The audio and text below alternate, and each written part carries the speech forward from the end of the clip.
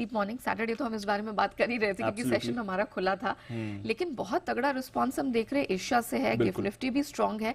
कैसे क्यूज मिले हैं और कौन सा महत्वपूर्ण डेटा पे नजर रखनी है? बहुत ही शानदार क्यूज आ रहे हैं अब ये तो कोई दो राय नहीं है कि जिस तरह की ग्लोबल तेजी बनी हुई है, सैटरडे को भी हमारे बाजार में नए रिकॉर्ड लगे।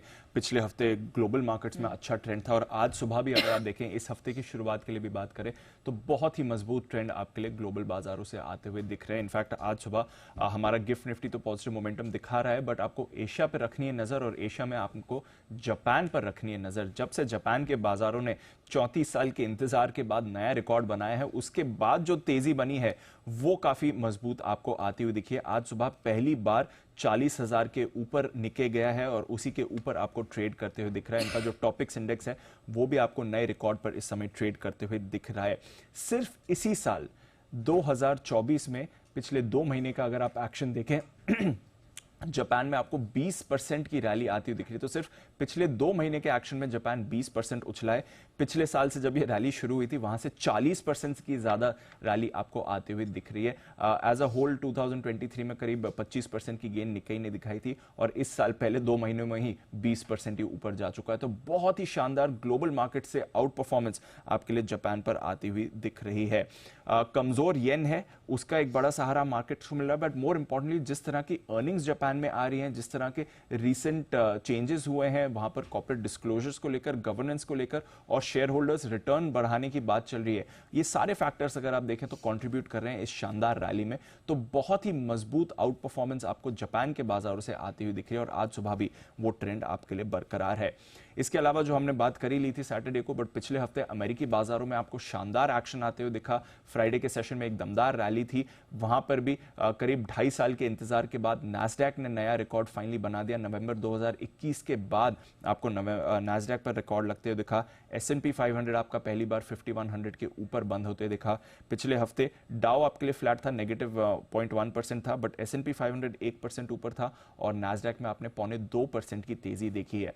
आज सुबह भी जो अमेरिका में ये रिकॉर्ड ब्रेकिंग तेजी आ रही है उसको आगे बढ़ाने के लिए कुछ पॉजिटिव क्यूज आते हुए दिख रहे हैं। बोफा ओवर द वीकेंड इन्होंने अपना S&P 500 का टारगेट बढ़ाकर अब 5400 का कर दिया है। तो यहां से भी बोफा एक्सपेक्ट कर रहा है कि अच्छी खासी रैली S&P 500 पर आने चाहिए। 5 से 6% की अपमूव वो और इस साल एक्सपेक्ट कर रहे हैं। मजबूत नतीजों के दम पर उनका मानना है कि ये रैली बनी रहेगी। इनफैक्ट सिटी की भी एक रिपोर्ट आई है और सिटी भी कह रहा है कि उन्हें कोई भी ऐसा एक्शन नहीं दिख रहा है जिसकी वजह से रैली को रुकना चाहिए। इनफैक्ट उन्होंने भी भरोसा जताया है कि ये रैली बरकरार रहेगी। तो कुछ पॉजिटिव ब्रोकरेज कमेंट्री भी आ रही है एंड अदरवाइज तो बहुत ही मजबूत ट्रेंड आपने देखा ही है अमेरिकी बाजारों का और ग्लोबल मार्केट्स के लिए जो आते हुए दिखा है।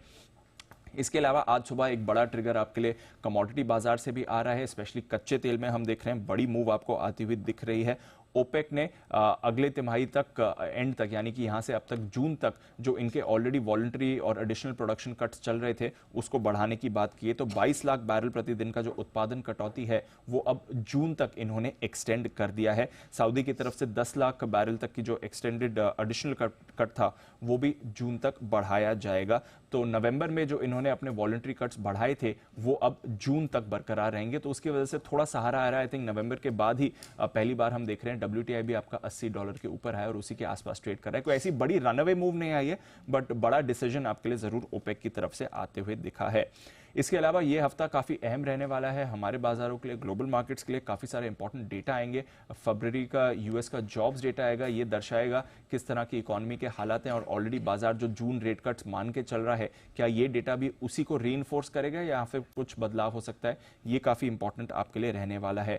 जेरोम पावेल साहब यूएस कांग्रेस के सामने बयान देंगे, ये काफी इंपॉर्टेंट टेस्टिमनी होगी। हमें उनका सोच विचार इस सारे डेटा के बाद जो आते हुए दिखेगा वो काफी इंपॉर्टेंट रहेगा। 15 अमेरिकी स्टेट्स में प्राइमरीज होने वाली हैं उम्मीदवार चुनने के लिए, जो कल होने वाला है, सुपर ट्यूसडे से कहा जाता है। एसेंशियली बहुत क्लियर हो गया है अब कि बाइडेन वर्सेस ट्रंप की ही प्रेसिडेंशियल रेस होने वाली है, बट कल ये भी एक इंपॉर्टेंट ट्रिगर रहेगा अमेरिकी बाजारों के लिए। ईसीबी की पॉलिसी आने वाली है, हालांकि कुछ बदलाव की उम्मीद नहीं है, बट कमेंट्री काफी इंपॉर्टेंट रहेगी। एक फाइनल चीज जिस पर हमें रखनी है नजर और वो है आपके लिए इजरायल और हमास का युद्ध। सीज फायर के लिए बातचीत इजिप्ट में शुरू हो चुकी है। हमास और इजरायल के रिप्रेजेंटेटिव्स वहां पर हैं। माना जा रहा है कि एक पॉसिबिलिटी है कि 6 हफ्तों की सीज फायर आ सकती है। इस डील पर यूएस और इजराइल के बीच ऑलरेडी सहमति है। अब देखना पड़ेगा कि इजराइल और हमास के बीच क्या ये डील फाइनली हो पाती है या नहीं, बट एक्सपेक्टेशन है। इजिप्ट में ये कल शाम बात शुरू हो चुकी है, देखते हैं इस पर भी क्या डेवलपमेंट रहेगा। तो काफी सारे ट्रिगर्स आ रहे हैं आज सुबह ग्लोबल मार्केट्स के लिए और ज्यादातर ट्रिगर्स आपके लिए पॉजिटिव ही हैं। चलिए, तो दमदार क्यूज तो हमें बनते हुए दिखाई दे रहे और हमारा स्पेशल ट्रेडिंग सेशन भी शनिवार का बहुत ही दमदार साबित हुआ। नए रिकॉर्ड्स हमने वहां पे भी बनते देखे। धन्यवाद दीप, वो पूरी डिटेल दर्शकों के सामने रखने के